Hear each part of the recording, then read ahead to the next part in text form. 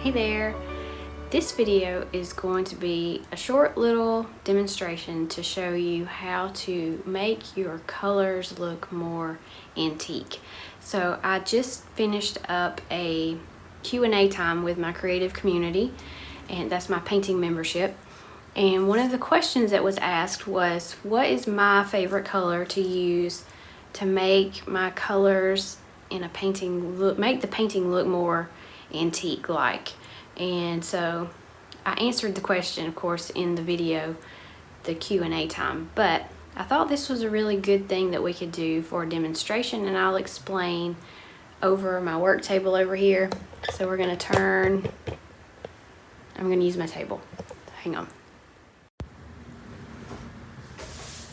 Okay, so if you're wanting to paint something and make it look sort of antique like, when I say antique,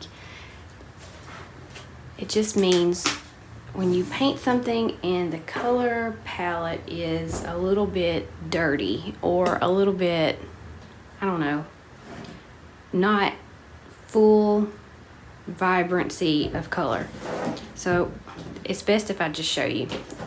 I'm going to use some red, some blue, some yellow, and some green. And we're going to start with just putting down a little swatch of each color. So this is sap green.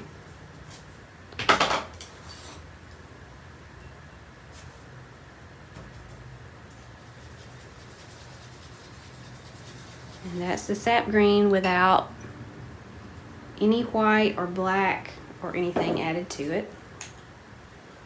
This is cadmium yellow.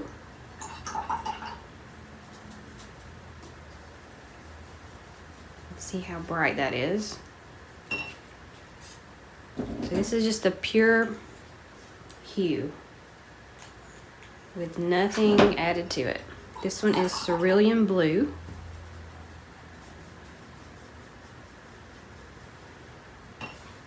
And this one is called Naphthol Crimson. And so these three are very bright, basically what you would call primary colors. And so if you were to paint with those colors just like this, that's fine, there's nothing wrong with that.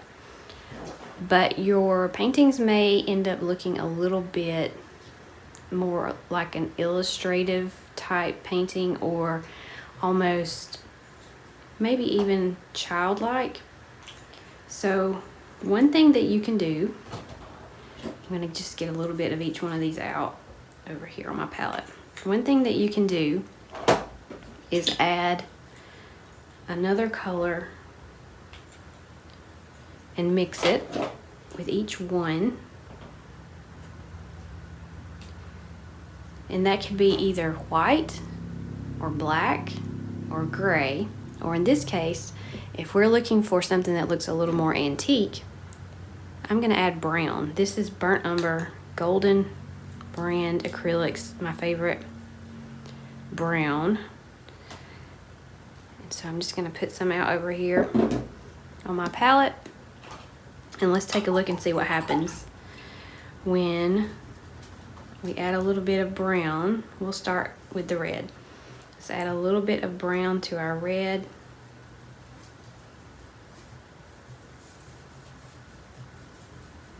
And can you see how it changes?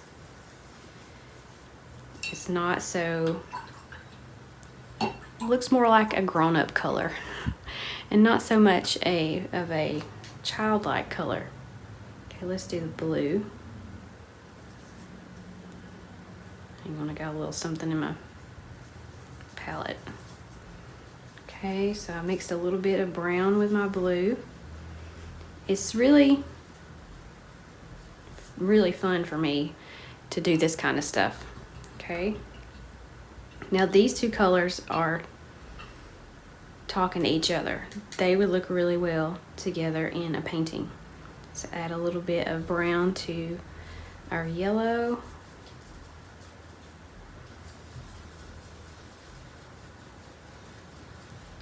So are you seeing the antique look going on here now? That's what's happening.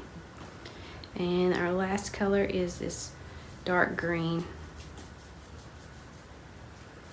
So we added some brown to it. Okay, so now all these colors are pretty much harmonious. They would work together in a painting, and these would too. So now let's do the same thing, but add a little bit of white. Let's make a tint with each of these antique light colors. And what's that gonna do? It's gonna give us some more antique colors to use, but it's just gonna be lighter. So I'm adding some white to this blue. This is a great way to experiment with different color palettes. So you could choose, like I've chosen this brown as some people call the mother color.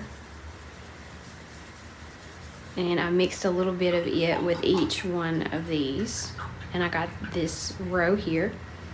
And then I'm taking that same mixture and adding a little bit of white to it. And I'm getting this row over here. So adding burnt umber here and then adding burnt umber and white here, these are the colors that we got. So you can use whatever color you want to try. This is the best color that I've found that helps to give it more of an antique look.